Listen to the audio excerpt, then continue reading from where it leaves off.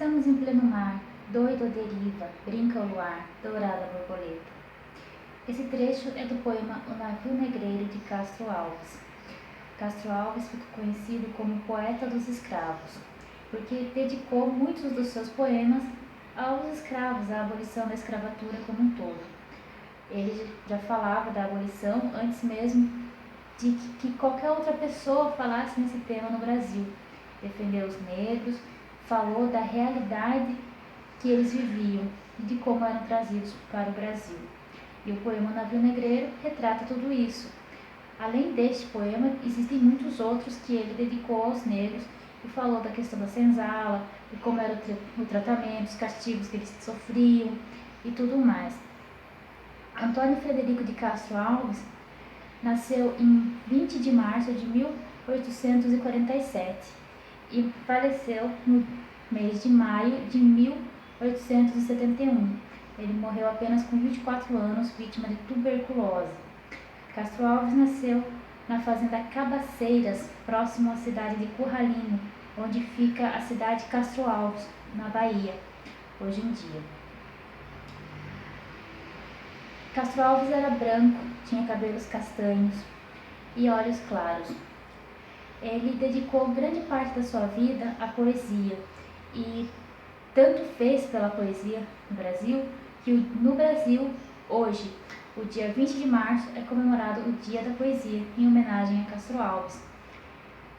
A poesia castroalviana ela se divide em 4 partes principais: poesia laudatória, poesia patriótica, poesia social e a poesia lírica.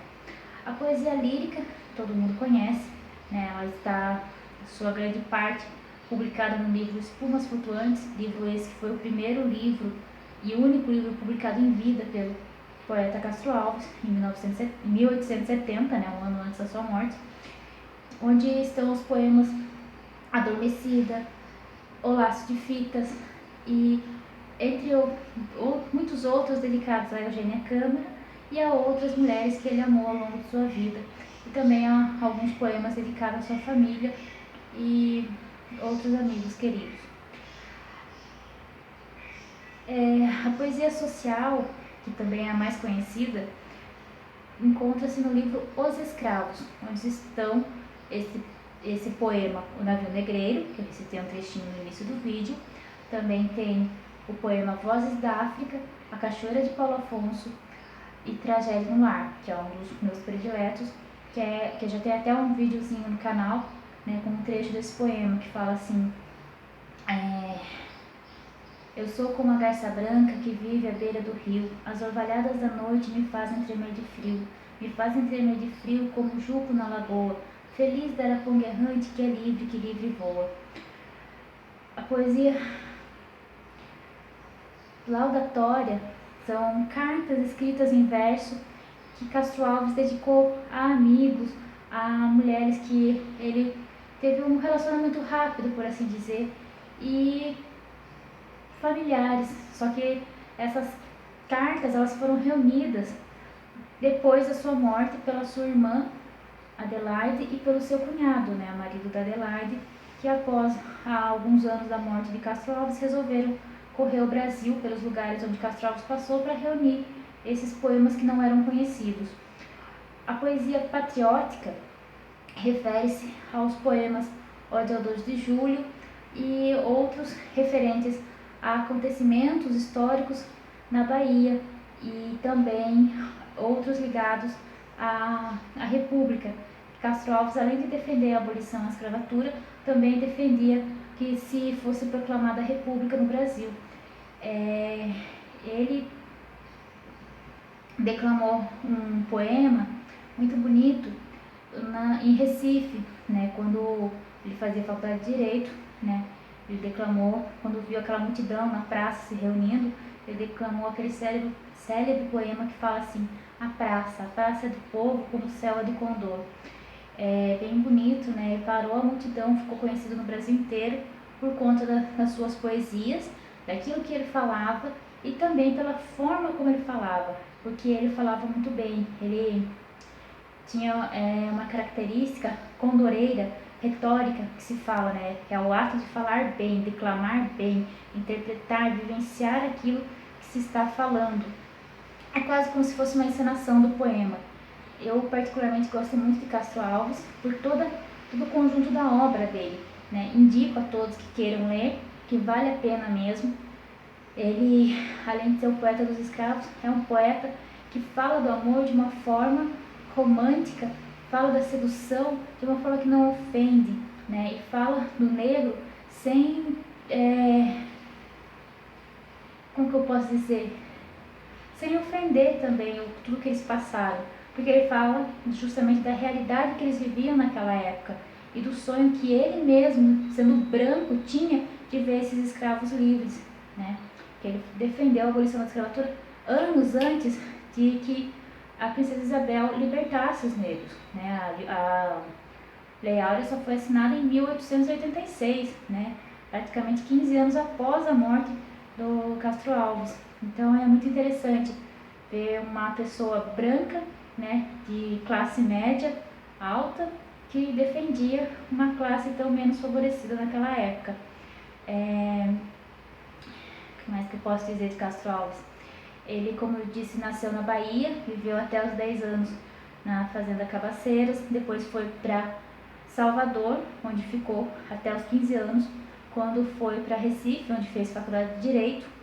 Depois ele foi para o Rio de Janeiro, onde conheceu inúmeros escritores daquela época, como José de Alencar, Machado de Assis, e sua obra melhorou muito depois que ele começou a conviver com essas pessoas. E ele também ficou conhecido ainda mais no país. Por fim, ele foi a São Paulo, onde passou cerca de 2 anos, né, e acabou regressando para a Bahia, onde faleceu.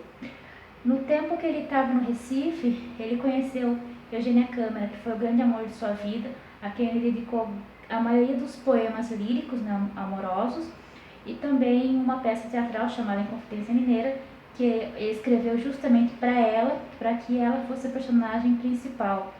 Ele viajou para o Rio de Janeiro acompanhando a comitiva dela, né, para continuar assistindo as peças dela, que ela apresentava, que ela encenava. Depois foi a São Paulo, regressou ao Rio de Janeiro para se despedir dela. Depois a peça dela iria para Porto Alegre e ele regressou à Bahia, né, que ele só passou no Rio para se despedir dela mesmo. Ele já estava no final da sua vida. Castro Alves, quando morou em São Paulo, ele sofreu um pequeno acidente, né, ele estava indo caçar com seus amigos e acabou se ferindo com a sua própria espingarda, deu um tiro sem querer no próprio pé e por ter tuberculose, essa ferida agravou muito, né, não tinha medicamentos na época, antibióticos, essas coisas, ele acabou tendo que tirar o pé porque gangrenou, né, e acabou tendo que cortar porque ficou muito feio e depois disso sua saúde agravou muito, por isso ele acabou piorando e voltando para sua cidade natal, onde faleceu. Como queria, né? Existe um poema lá no livro Espumas Flutuantes chamado Tardes de Maio, onde Castro Alves fala que ele gostaria de morrer justamente numa tarde do mês de maio, que ele achava que eram as tardes mais bonitas, né? Porque eram ensolaradas, as tardes em céu azul, e ele gostaria de morrer olhando o pôr do sol. O seu desejo foi atendido realmente, né? O dia que ele faleceu, ele foi colocado à beira da janela por um de seus empregados e morreu de fato olhando a direção do pôr do sol, mas era por volta das 3 da tarde. Enfim, tentando fazer um vídeo rápido, porque eu falo bastante. Castro Alves é um dos meus poetas favoritos, né? Não tem como negar, né? Foi o tema do meu TCC na faculdade, né? Quando eu fiz letras. E tem muita coisa para falar sobre ele, muita coisa bacana, trechos incríveis e poemas incríveis para mencionar, mas ficaria um vídeo muito extenso. Então hoje a nossa dica literária é Castro Alves, Antônio Frederico de Castro Alves.